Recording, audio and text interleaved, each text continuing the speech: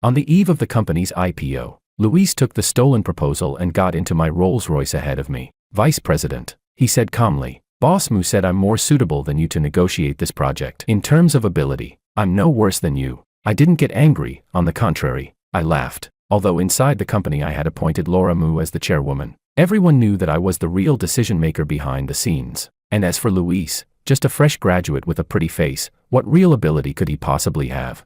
Living off a woman, maybe. Half an hour later, my assistant rushed over in a panic. Only then did I learn that Luis had been in a car accident and died on the spot. But the very next second, Laura had already released a prewritten obituary across the entire internet, claiming that I was the one who had died. From then on, Luis would be the president of the Ning Group. A few days later, I showed up on time at the company's IPO ceremony. Just as I was about to cut the ribbon, a 5 or 6-year-old boy ran over and blocked me, shouting arrogantly, "My mom is the chairwoman. My dad is the president. Who the hell do you think you are?" When the argument reached a stalemate, my wife finally arrived late, ignoring the terrified, ghost-seeing expression on her face. I smiled and handed over Luis's death certificate. "Chairwoman Moo," I said lightly. "Luis won't be coming. As for his appointment notice, do you want me to burn it for him right now?" Chapter 1. The company's IPO ceremony was about to begin. Yet I was stopped at the entrance. It wasn't until a security guard's startled shout alerted people from the Moo Group that a senior executive hurried over. The instant he saw me, his pupils shrank violently, his face turning deathly pale, and the words slipped out of his mouth almost by reflex, "Be brother-in-law." I looked him up and down. This man was my wife's younger brother, my brother-in-law, Jonathan. Ever since I got married, everyone from my wife's family had been leeching off me, no matter whether they were aunts, uncles, or brothers-in-law. They were all shoved into the company without exception. Yet these people held their positions without doing any real work, drawing high salaries while contributing nothing. For the sake of the company's operations, I had occasionally mentioned to Laura that I wanted to reassign them to other, less important positions, but my wife had slapped me across the face in front of the entire company. "Kevin, you're just a vice president. The Moo family isn't yours to arrange." Thinking of this, I snapped back to the present. A chill seeped into my eyes, and my tone was no longer as calm as usual. "What? The company is going public, shouldn't I be here?"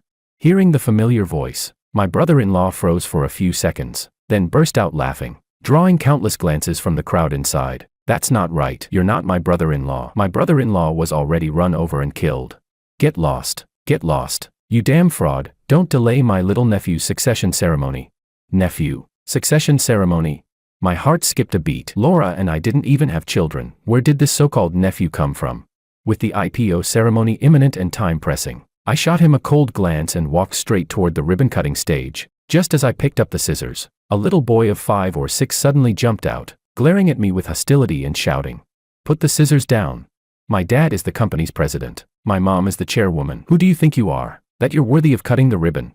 When I finally got a clear look at the boy's face, I froze. He looked exactly like Luis, like he had been carved from the same mold. I clenched my fists so hard they trembled, my temples pounding. Until just moments ago, I had believed Luis's death was an accident, but now, everything became crystal clear. So Laura had wanted me dead all along. She had deliberately staged that car accident, waiting for me to die so she could hand over everything I had fought so hard for to Luis, letting the three of them live happily ever after as a family. What she hadn't expected was that Luis, eager to steal the credit, had ended up taking the hit for me instead. I couldn't help but let out a cold laugh. That idiot Laura Moo probably still believed I was the one who died. I took out my phone. After a few calls, the Moo Group's most important ongoing partnerships were terminated. Everyone stared at me as if they had seen a ghost. The scene descended into chaos. My brother-in-law's face turned green with rage as he charged toward me like a madman. "I'll count to 3, you damn fraud. Get out right now. Otherwise I'm calling the police."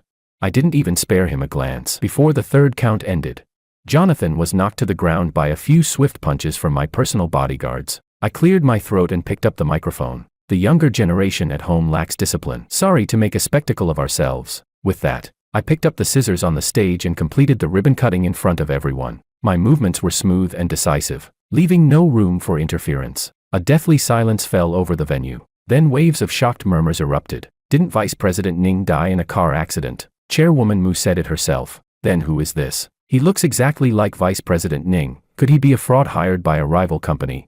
Luis's illegitimate son burst into loud sobs, while several Moo family executives looked both shocked and furious. Jonathan struggled to his feet, clutching his swollen cheek, pointing at me viciously. "You damn fraud. Just wait until Luis and my sister get here. You're dead for sure. As soon as he finished speaking, Jonathan pulled out his phone and dialed a number. Not long after, my wife's voice came through the line. Chapter 2. When my wife learned that someone was impersonating me and causing trouble at the IPO ceremony, she immediately had Jonathan put the call on speaker to stabilize the situation and decisively clarified. As Kevin's wife, I can once again confirm that he has already died in a car accident. If anyone is pretending to be him to swindle others, please do not believe a single word. Furthermore, today's IPO ceremony of the Moo Group is also my son Tom's succession ceremony. You all know this already. He is the son of Luis and me. Kevin was nothing more than a dispensable live-in son-in-law of the Moo family. From today onward, Tom will be the next. Laura, do you really think I'm dead? I'll give you 3 chances. Crawl over here and apologize to me immediately. Before she could finish speaking, I had already lost all patience and cut her off. I swept my cold gaze across the entire venue. So everyone in the Moo Group knew about that illegitimate child. Everyone except me. Fine. I had personally built the Moo Group up from a tiny workshop into a publicly listed company. Every single deal had been secured through my connections. Yet in Laura's mouth, I had become nothing more than a dispensable live-in son-in-law. Fine, Laura Moo. Since you're courting death, then the Moo Group doesn't need to exist anymore. I lowered my head and sent out a text message. A few minutes later, all of the Moo Group's suppliers terminated their cooperation as well. Some employees at the scene had already noticed something was wrong. Their gazes shifted toward me again and again. Just as one of them tried to report it to Jonathan, he was shoved back. The Moo Group is going public right now. And you're saying our partners canceled their contracts? Are you crazy? Get lost. After hearing my voice, there was a clear pause of several seconds on the other end of the call. Then came an extremely shrill, piercing voice. Sir, I know you're a fraud hired by a rival company, but no matter how well you act, you can't fool me. I'm Kevin's wife. How could I not know whether he's dead or alive? Laura spoke with absolute certainty, so much so that I almost laughed from anger. That employee finally couldn't take it anymore and shouted into the phone about what he had just discovered. The scene instantly fell back into panic and chaos. Laura began cursing loudly, and the more she heard, the more convinced she became that I was a fraud sent by a rival company to disrupt morale. It's impossible for the suppliers to cancel their contracts. If anything goes wrong, I'll compensate all of your losses. I let out a cold laugh. The company had just gone public. Almost everyone present held original shares. If the company went bankrupt right after listing, the losses wouldn't be a matter of a few thousand or tens of thousands per person. It would be millions, even tens of millions. The smile in my eyes deepened. At that moment, my personal assistant suddenly took out his phone and handed me a live stream feed. It was my office. So after my death, all of my belongings had been cleared out. Even the office decor had been changed into Luis's preferred style. On screen, several of my personal collectibles were tossed casually into a corner. Laura's voice suddenly appeared. The company is about to go public. These items, feel free to bid on them. I looked closely. Among them was a landscape oil painting. 10 years ago, Laura had casually mentioned that she liked oil paintings. I had eagerly gone off to study painting for an entire year and then presented it to her with both hands. There was also a pair of sapphire earrings. 5 years ago, when the company had finally stabilized, I had flown to Paris and spent $30 million to win them at auction. And now, the landscape painting was snapped up by an online viewer for $10, while the sapphire earrings sold for less than $30. Laura didn't even blink, as if she were casually disposing of worthless junk. I felt as though my heart had been viciously carved out. Laura, you have 2 chances left. The very next second, my pupils shrank violently, because I saw the jade pendant my grandfather had left me. Laura casually picked it up, her eyes filled with unfamiliarity, her tone indifferent and distant. This seems like some kind of old jade. I don't remember what it was for. Go ahead. Everyone, just bid. I immediately placed a bid of $200,000. Before this, most people in the live stream had been holding back. After all, no one believed cheap goods could be valuable. But now it was different. Chasing highs and killing lows, within just over 10 minutes, the price skyrocketed to $2 million. Jonathan seemed to notice my tension. Following my line of sight, he broke into a malicious grin. Oh, so you like this piece of jade? Then I'd better tell my sister. 5 minutes later, the price climbed to $30 million. I clenched my teeth and chose to call a sky-high bid. Just when I thought I could finally get my grandfather's jade pendant back, Laura received a message. On camera, she let out a light laugh, then raised her hand and smashed the pendant to pieces. Congratulations to the gentleman who chose to call a sky-high bid. Author's note, to call a sky-high bid means being willing to pay any price to secure the auction item. Chapter 3. My whole body jolted as a surge of adrenaline shot through me. That was the only keepsake my grandfather had ever left me, and judging from Laura's expression at the very end, she had clearly remembered it. Seeing that she had achieved her goal, Jonathan deliberately mocked me. You're one hell of a dedicated fraud, aren't you? Just to pretend to be that Ning guy. You were even willing to bleed money and to call a sky-high bid. I couldn't be bothered to respond to him. In my heart, I muttered coldly. Laura, you have one last chance left. The live stream audience kept growing larger and larger, taking advantage of the Moo Group's IPO buzz. The tangled triangular relationship between Laura, Luis, and me was quickly dug up and dissected, becoming hot gossip among netizens. So it turns out Chairwoman Moo and Luis are true love, that Kevin was just a useless deadweight. A grown man who lives off a woman and can't even have kids. Good thing he got run over and died. Half an hour later, the live stream suddenly cut to a scene inside a high-end VIP hospital ward where my parents were staying. My heart tightened instantly. What was Laura planning to do now? On camera, my parents looked noticeably older, crying so hard they were almost incoherent. Laura sighed and said bluntly, "Mom, Dad, since Kevin is already dead, our marriage is automatically dissolved. Next, I'll be marrying Luis. I'll leave you a small sum of money, but according to the law, a daughter-in-law has no obligation to support her parents-in-law. If you want to continue staying in this VIP ward, you'll have to figure it out yourselves." My mother lifted her head in disbelief, her voice choking with sobs. "Laura, the Moo Group exists today only because my son worked himself to the bone for it. Now that he's dead, how can you treat us like this?" Laura immediately became agitated. "Mom, that's incredibly unfair of you to say. Kevin was lazy and useless. If it weren't for me and my brother holding the company together, do you think you'd still be living in such a nice hospital ward? I've spent all these years serving your Ning family like a slave, working myself to the bone without complaint. How can you twist the truth like this?" After finishing in one breath, Laura's tears came instantly. She cried bitterly into the camera, acting as if she were the real victim. On the hospital bed, my mother was so angry she kept pounding her chest, while my father cursed Laura for being shameless. But with Laura's flawless acting, combined with what was probably a hired wave of online trolls, the live stream chat instantly exploded with abuse. "Chairwoman Moo is so pitiful, making money for the Ning family by day and still having to endure these two old people at night. As a woman, I totally empathize with Chairwoman Moo. Can this whole family just go die?" Exactly. Chairwoman Moo is being completely upfront. She's even leaving them money. Their son is already dead. What more do they want?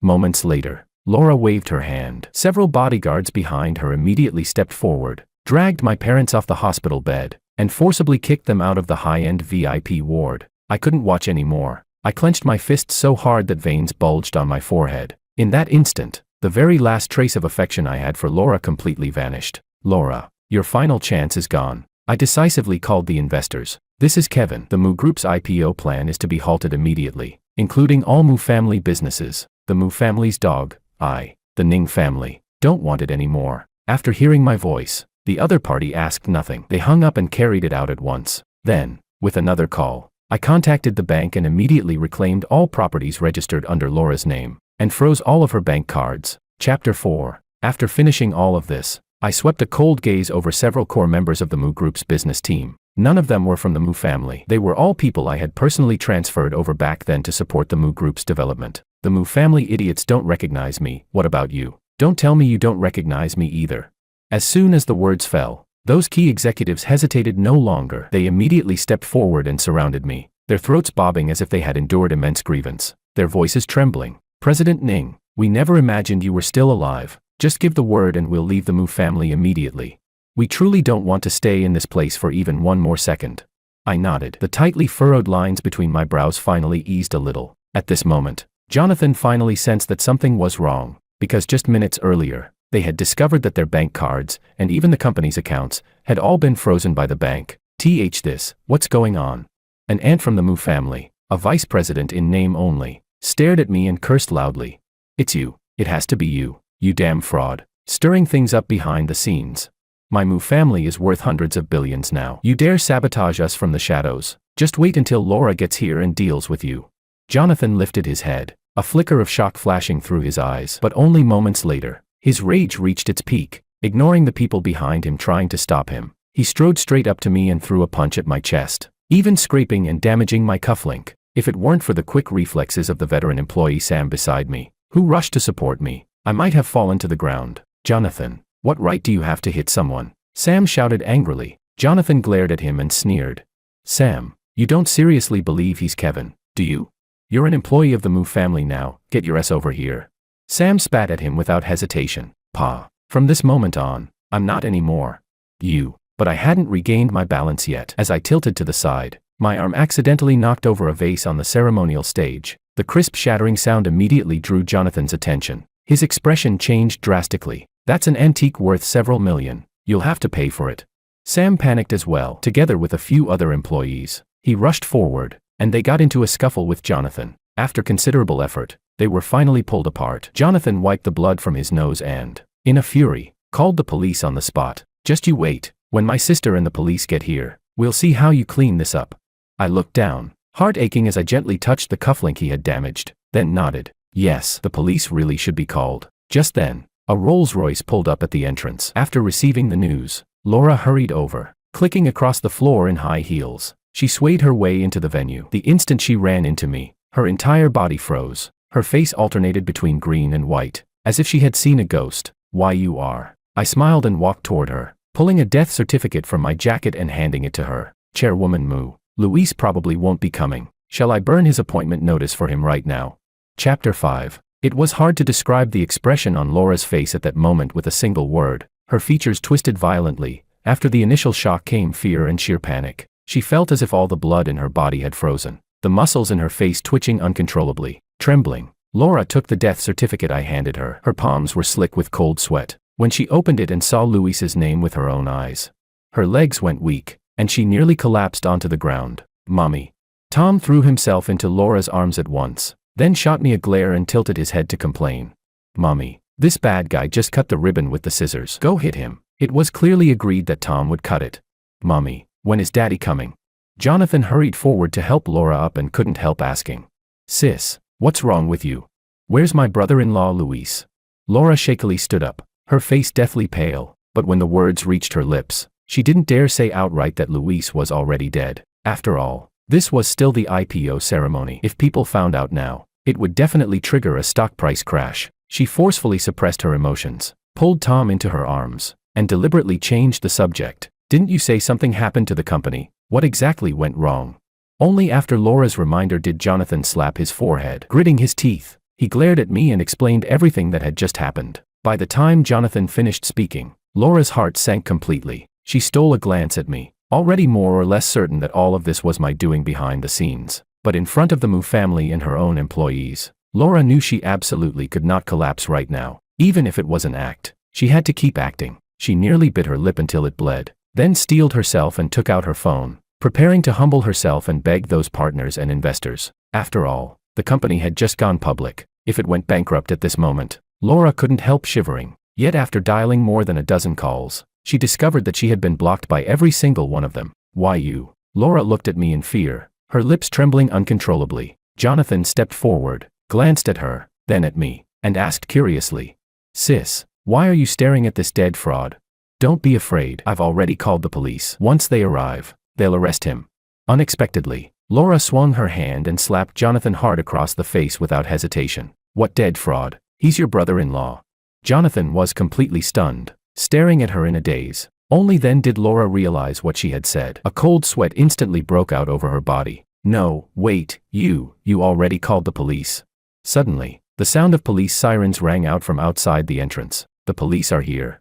Chapter 6. Before my foolish brother-in-law Jonathan could even figure out what was going on, I had already proactively presented my ID to the police, and casually explained that Luis had taken my car without permission, which was why the car accident happened. Laura's face turned even paler than a corpse. After listening to my account, the police nodded and stated that the accident indeed contained many suspicious points and was already under reinvestigation. However, one thing was now certain: the deceased was indeed Luis. That settled it. The entire venue erupted into an uproar. Upon hearing that his father was dead, Tom immediately broke down in hysterical sobs. He struggled out of Laura's arms, turned around, and viciously cursed her as a cruel woman. Seeing the chaotic scene before him, Jonathan was so furious that he nearly ground his molars to dust. He circled around me several times, re-examining me from head to toe, his tone dripping with venom. "Kevin, I really didn't expect it. It really is you. You're actually still alive."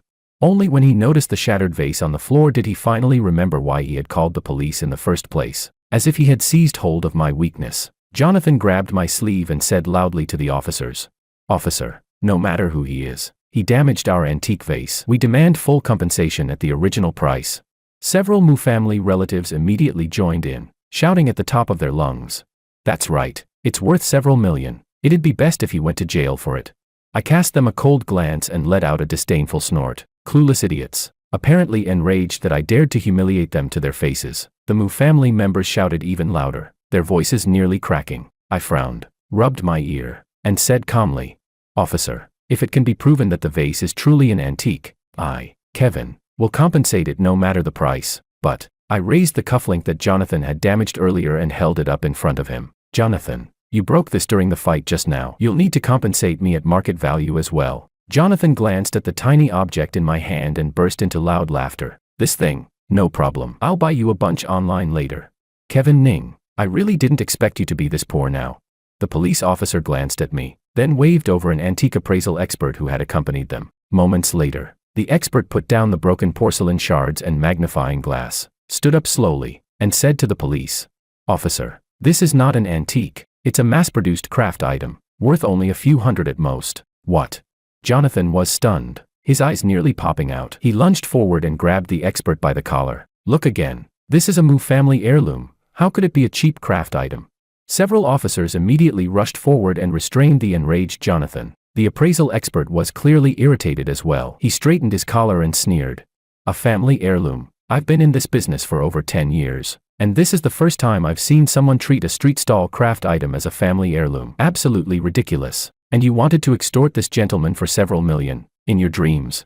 Jonathan was shut down so hard his face turned red and his neck stiffened. Suddenly, as if he realized something, he sharply turned his head toward several Moo family relatives. The aunt who held a nominal vice president title shuddered in fear, her gaze darting away guiltily. "So it was you, Susan, it was you who stole the family heirloom. Grandpa passed that down to me."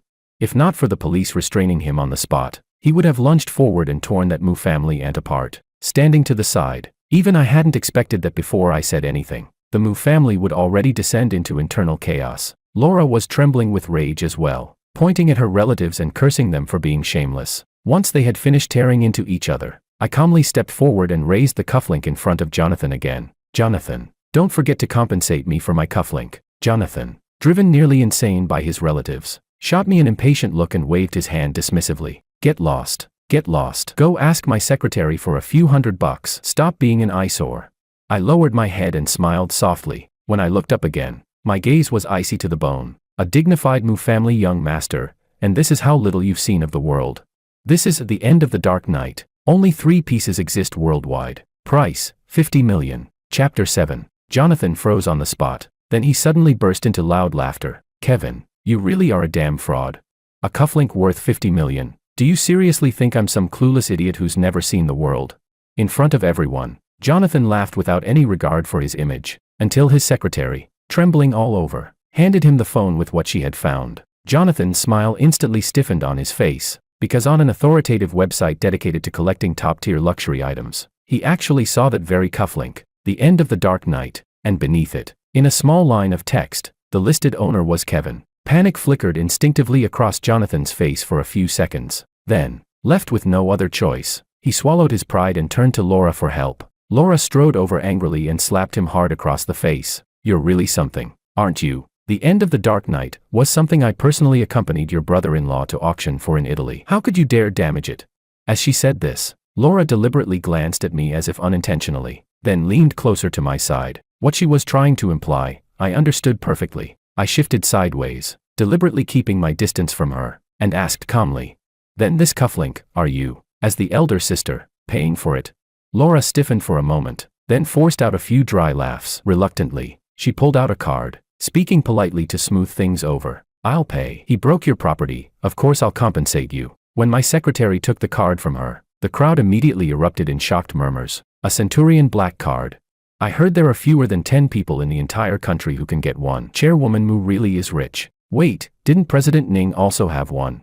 A few minutes later, the card reader emitted several harsh beeping sounds. "Transaction failed. Please swipe again. Transaction failed. Please swipe again." Laura was stunned. She couldn't believe her ears. In a panic, she shoved my assistant aside, grabbed the card herself, and tried swiping it repeatedly. But no matter how many times she tried, the transaction kept failing. Laura's face flushed bright red. In front of her own employees, she wished she could crawl into a crack in the ground, staggering over to me, her voice barely louder than a mosquito.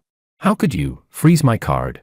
I let out a cold snort, snatched the card from her hand, held it up, and said loudly, Laura, from today onward, not only this supplementary card, all properties under your name will be reclaimed by the Ning family.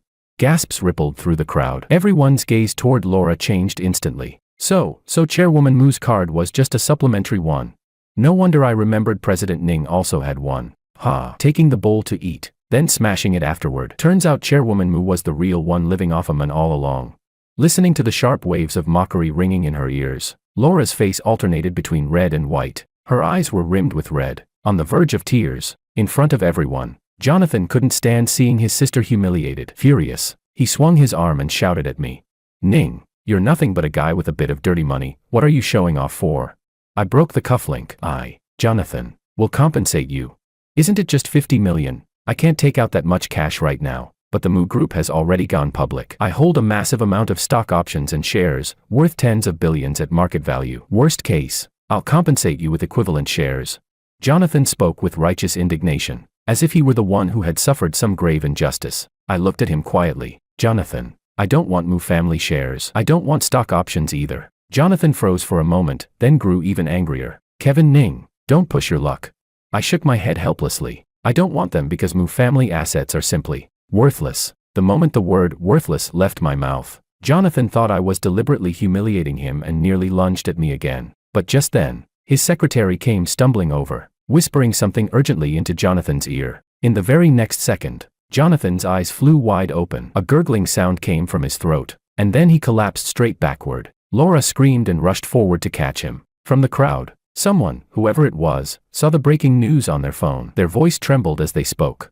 It's over, the Moo family is bankrupt. The Moo Group, it's completely finished. I let out a soft sigh and nodded. Yes, I already told you, it was useless. Because it really was. Worthless. Chapter 8. Now things truly exploded. Not only the Moo family relatives, but all Moo Group employees, including Sam and the others, completely lost it. What? The Moo Group just went public and it's already bankrupt. Are you screwing with us? We worked ourselves to the bone for this company, earning peanuts every month, all for the sake of stocks and options to make some money for our families. And now you're telling us it's all gone. That's right, Chairwoman Moo. You must give us an explanation. The scene grew more and more chaotic. If not for the police holding them back, Laura feared she would have been torn apart alive by the employees. At this moment, Jonathan was finally revived. His eyes were locked tightly onto me, his mouth opening and closing like a dying fish. Faced with this sudden catastrophe, Jonathan was probably hating himself to the core, hating that he had personally called the police earlier. And Laura was completely numb. On one side lay her biological younger brother collapsed on the ground. On the other was her own son cursing her as a vicious woman. Behind her were furious relatives and employees who wanted to rip her apart. She closed her eyes, wishing she could just faint on the spot and be done with it. When she opened them again, Laura broke down crying, utterly devastated and filled with regret. She no longer cared about her image as chairwoman. She kicked off her high heels, crawled on her knees to my feet, and desperately clutched my pant leg. Husband, I was wrong. I shouldn't have harbored such thoughts. I really know I was wrong. Please spare the Moo family. Okay. I frowned and instinctively stepped back. Laura lost her balance and slammed heavily onto the floor. Her chin split open and started bleeding, leaving her in a pitiful state. I didn't even look at her. There was no warmth left in my voice. Laura, I remember you made yourself very clear in front of my parents. You said you would marry Luis, and that everything belonging to the Ning family would have nothing to do with you anymore. You even forced my parents out of the hospital room in front of the entire internet. The things you just did, don't tell me you've already forgotten them. With every sentence I spoke, Laura's expression grew uglier. Every word she had personally said just an hour ago now slapped her back in the face, hard. Laura opened her mouth dryly, as if trying to explain something. But not a single word came out. She could only keep crying. I walked over to the police officers and said solemnly, "You've all seen what's happened. The Moo family attempted to kill me, seize my assets, and afterward tried to destroy my reputation. All of this, I will be filing a lawsuit with the court. When the time comes, I hope you can serve as witnesses. Oh, and about the cufflink, although I don't lack that 50 million, procedures are procedures. I will pursue compensation from the Moo family in full and will absolutely not accept mediation." The two officers nodded. "Mr. Ning, rest assured, everything that just happened has been fully recorded by our officers. Their behavior was inhumane. Holding them legally accountable is your rightful claim, and the law will support you." After speaking, The police first took Jonathan away for intentional assault. Inside the hall, the bright red banner reading, Moo Group IPO ceremony, was still hanging in the most prominent spot. The irony couldn't have been sharper. Laura collapsed on the ground, her face blank and lifeless. Seeing that the situation had turned irreversibly bad, the Moo family relatives immediately changed their tune and began hurling abuse at Laura. That aunt stormed over in fury, grabbing Laura Moo by the hair. "You useless spendthrift, the Moo family has been destroyed by you. Pay us back. Our stocks were worth hundreds of millions, you owe us all of it." The pain from her scalp jolted Laura awake. She snapped back, raised her hand, and slapped her hard. "Susan, if you parasites hadn't been sucking my blood, the Moo family wouldn't have fallen this fast." As she spoke, Laura completely abandoned all dignity and began brawling with several relatives on the spot. Suddenly, two elderly people burst in from outside. The moment they saw Laura, they recognized her and screamed in shrill voices. "You filthy bitch, you're the one who got our son killed. I'm going to beat you to death." Chapter 9. Even I hadn't expected Luis's parents to show up at the scene. Only after opening my phone did I learn the truth. After the Moo Group went bankrupt, their family business had been heavily affected as well. On top of that, the fact that Luis had been living off the Moo family as a keptman had been dug up by netizens and sent straight to the trending topics, where he was viciously mocked. Laura was pressed to the ground by several people, her forehead already split open and bleeding. Luis's mother kicked her hard. If someone hadn't stopped her in time, Laura would probably have been beaten to death on the spot. Yet no matter how miserable she looked, not a single person felt even the slightest sympathy for her, including her own illegitimate child, who hated her to the core. "Give me back my dad. Give me back my dad. It's all your fault. If it weren't for you, my dad wouldn't have died." I watched all of this coldly, then turned and left. A few months later, the case of Luis's fatal car accident was retried. At last, everyone saw Laura's true colors. My God, that Laura actually conspired with her own family to murder her husband. Thank goodness justice prevailed. If Kevin hadn't survived, he would have died with such a terrible injustice. After returning to the company, I immediately fired all the Moo family relatives and, based on what they had done over the years, legally pursued compensation from them. Over the next half-month, I received one transfer after another from the Moo family as compensation. They were probably truly broke. After wiring a few million, I received a handwritten IOU from Laura inside prison, with compensation amounting to several hundred million. She and Jonathan would likely never be able to repay it in their lifetimes. I put the IOU away, then transferred my parents to a different hospital, settling them into an even better ward. After taking care of all this, I had planned to go abroad to clear my mind, but then I suddenly received a call from the police. According to the officer handling the case, the Moo siblings insisted on seeing me one more time, no matter what. After thinking it over, I decided that before leaving, I would meet Laura once more. When I saw her again, I was slightly startled. In less than a month, Laura looked as if she had aged more than 10 years overnight. Wearing a prison uniform, she had grown dramatically thinner. Her eye sockets were deeply sunken, fine wrinkles covered her face, and she looked nothing like the beauty-obsessed Laura I remembered. The moment she saw me, it was as if she had grasped at a final lifeline. Kevin, I'm begging you, please take Tom abroad and let him stay away from that family." "Okay." I found it strange. Tom is living perfectly fine with them right now. Even though Luis is dead, he's still their biological grandson. Would his grandparents really treat him badly? Laura's voice faltered. She shook her head, seeming to want to explain something, but in the end, she said nothing. Nearby, Jonathan no longer had the viciousness he once carried in his eyes. He dropped to his knees in front of me and kowtowed heavily several times. "Brother-in-law, I was wrong, but I didn't forgive them. The harm the Moo family had done, to me and to my parents, was real and irreversible, and the compensation, I would pursue it to the very end." A few days after leaving the police station, I finally learned what Laura had been so afraid of. It turned out that Tom wasn't even Luis's biological son. While Laura was keeping Luis as a gigolo, she had also been secretly acting as a mistress to a wealthy businessman. When the Moo family scandal exploded online, that tycoon found out that Laura had been cheating on him with Luis. Enraged, he immediately took his son back and completely blacklisted the Moo family within the industry. I put down my phone. At this point, the Moo family's tangled, sordid gossip did nothing but disgust me. Early the next morning, I boarded the earliest flight to Switzerland, ready to begin a brand new chapter of my life.